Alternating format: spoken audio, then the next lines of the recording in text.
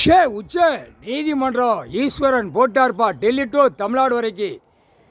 Delhi to Tamil Nadu நீதிமன்றம் கோற்றார் வழக்கறிஞர் கீழே கேட்டுக்கோப்பா.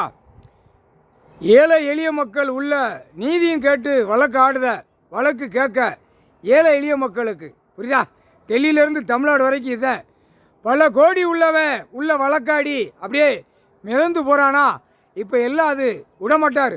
Aadhaar card, ration card Delhi to Tamil Nadu, Gujarat வரைக்கும் அணைச்சி அள்ளிடுவார். கவலைப்படாதப்பா. டெல்லி நீதிமன்றம், தமிழ்நாடு நீதிமன்றம் வானரப்படை, மிலிட்ரி, இராணுவ படையை ஒரு பெட்டிஷனை போட்டு எல்லா நீதிமன்றத்திலையும் கேட்ச் பண்ணிக்கோப்பா. எல்லாமே கேட்ச் பண்ணிக்கோ. இப்போ இவன் விளையாட்டு விளையாடுவான். பிரதமர் மோடி விளையாடுவான். புரியுதா? இப்போ கணக்கு நம்ம கைலாசத்திலேருந்து கணக்கு போட்டவொடனே இப்போ பிரட்டுவான். கணக்கு ஒப்படைப்பான், இராணுவத்தை தள்ளுவான்னு சொல்லி விட்ட உடனே இவர் இராணுவத்தை உள்ளே கொண்டு போயிட்டார்னா நம்மளையும் சேர்த்து எல்லாம் டெல்லியிலேருந்து பிரதமர்லேருந்து குடியரசுத் தலைவர் வரைக்கும் ஜனாதிபதி வரைக்கும் அள்ளி கொண்டு போயிடுவார். அவன் புரிஞ்சுக்கிட்டான். புரிஞ்சு தான் இப்போ மாற்றி அடிக்கான், டைலாக் அடிக்கான். புரியுதா? அவன் டைலாக் அடிச்சுட்டே தான் இருப்பான். டெல்லியிலேருந்து தமிழ்நாடு வரைக்கும் நீதிமன்ற கோர்ட்டு பூராமே அனைத்தும் கேட்ச் பண்ணிக்கோங்கப்பா. எல்லா நீதிமன்றமும் ஒன்றுவோல கேட்ச் பண்ணிக்கோங்க. கரெக்டாக அரசியல்வாதியை எப்படி கணக்கு பண்ணணும்னு அதை அவர் பார்ப்பார். அவர் இப்போ டெல்லி வந்துக்கிட்டு தான் இருக்கார். டெல்லியிலேருந்து தமிழ்நாடு வரைக்கும் எல்லா நீதிமன்றமும் பார்த்து கொண்டே தான் இருக்கார். அவர் நீதியப்பா, நீதிமான் கணக்கு கொடுக்கார். நீதிமான் விடமாட்டார். கவலைப்படாதீப்பா. நீதிமான் விடமாட்டார். துவைச்சி தொங்க விட்டுருவார். இந்த பேகளை ஒரு பேப்பரை அடித்து விட்டு உலக நாடே பாழாக்கிட்டான். புரியா? தமிழ்நாடு அதுக்கு மேலே பாழாக்கிட்டான். அப்போ அரசியல்வாதி விளையாட்டு எப்படி விளையாடுவான்? பூமி பூரா அழித்து வச்சுருக்கான். அப்போ நீதிமன்றத்தை அழிக்க வந்துட்டானா? அதுக்கு தான் அவர் நீதிங்கிறது இறங்கி எவ்வளோ நாள் ஆச்சு? நீ கணக்கெடுக்கலை. நீதிமன்ற கோர்ட்டு பார்க்கணுமா வேண்டாமா? சிறன்னு இறங்கணும். ஐயா வந்துட்டார். அப்போ அதுக்கு முற்றுப்புள்ளி விட வைப்பார். விடையை கொடுப்பார். அப்போ அவன் அதுக்குள்ளேயும் என்ன செய்யணும் ஏது செய்யணும் பார்ப்பான். புரியா? இது விளையாட்டு, பெரிய விளையாட்டுப்பா. இந்த விளையாட்டு நீதிமன்ற கோர்ட்டார் கேட்டுக்கோப்பா. வழக்கறிஞர் ஐயாவை நினைக்கல, நீதிமான புரிஞ்சிக்கோ. இது விளையாட்டு, பெரிய விளையாட்டு. ஆனால் விடமாட்டார். பூமியில் இறங்கிட்டார். ஆனால் இந்த செம்மத்தில் அவன் அடிவட்டே செத்து போவான். டெல்லியில் இருக்கிறவன் அனைத்தும் ஹிந்தி பேசுகிறவன் பூரா அடிவட்டே செத்து போவான். புரியுதா? விடமாட்டார். புரியுதா? கடவுள் ஒன்று பூமியில் இருக்காருன்னு அவனுக்கு இன்னும் தெரியாத அளவுக்கு விளையாடுதான்.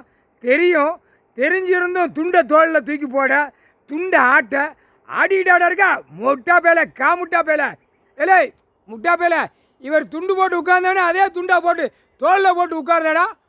முட்டா பேலை துவைச்சி தொங்க விட்டுருவார். 2 கோழி குண்டை கசைக்கி விட்டுருவார். தலையில் தொங்க விட்டு கசைக்கிடா. தமிழ்நாட்டில் உள்ள பனை மரத்துக்கு பட்டியத்தை அந்த பட்டை கம்பை ஓடிச்சு கசக்கிடா அப்படின்ட்டுவார். டெல்லியில் இருக்கிற பிரதமர், மந்திரி, கோடியெல்லாம் ஒழுங்காரு, நிதியமைச்சர்லாம் ஒழுங்காக பொத்திப்போ, விரிக்காமல் கம்முன்னு கடை. இப்போ நீதிமன்றத்தை விளையாடுதானோ அவன் எல்லா விளையாட்டு விளையாடுவான். அவர் நீதிமானாக உட்காந்துட்டார்ல, அப்போ முதிரமாக விளையாடுவான். அவன் இவ்வளோ நாளாக விளையாண்டான். இப்போ நீதிமன்றத்தை கை வைக்க வந்திருக்கான். புரியுதா? இப்போ தாண்டா விளையாட்டு. ஓ விளையாட்டா? நீதிமான் விளையாட்டா? விஸ்வபிரமா நாங்களே சொல்லதாண்டா. இல்லை, இது எவ்வளோ பெரிய விளையாட்டு. சொடக்கு போட்ட மணிக்கு தூக்குவாரா. அவரால் தாண்டா முடியும், எங்களால் முடியாது. நடுவில் நிற்காரா நீதி அரசர், நீதிமான், துறை, நீதிபதி சர்ச்சி நாங்களே வளர்ந்தோம். எங்கள் அண்ணனை கண்டா நாங்கள் பயப்படுதோம்டா. இந்த செம்மத்தில் பயப்படாமல் நின்று நாங்கள் ஆட்டம் ஆடிட்டோம். இப்போ அவர் ஆடுவார். உத்தரத்தாண்டம் துவைச்சி தொங்க விட்றார். உனக்கு ஒரு சிக்கல் வரண்டா. டெல்லியில் முக்கால் சத்தியப்போ ஒரு சிக்கல் வரண்டா. சீக்கிரமாக வரண்டா. மத்திய அரசுக்கு ஒரு சிக்கல் வரும். இப்போ வந்து கொண்டே இருக்கார் ஐயா. தமிழ்நாடு உள்ள மாநில அரசும் ஒன்றிய அரசும், டெல்லியிலேருந்து ஒன்றிய அரசும் மத்திய அரசும் பார்த்துக்கிட்டே இருக்காரா. இல்லை, மன்னராஜாவே காலில் போட்டு மிதிச்சு சாணி மாதிரி ஆகிவிட்டாரா. இல்லை, ஜமீன் உள்ள ஆண்டான்ல அவனையும் குடும்பமே கருவறுத்து விட்டாரா. அரசியல்வாதி உங்களுக்கு எவ்வளோ நேரம் ஆகும்? செகண்டில் முடிச்சு சாணி ஆக்கி கரைச்சி பூரா சாக்கடைக்குள்ளே இறக்கிட்டு போயிடுவார். கம்முன்னு கடடா முக்கால் சத்தியம்.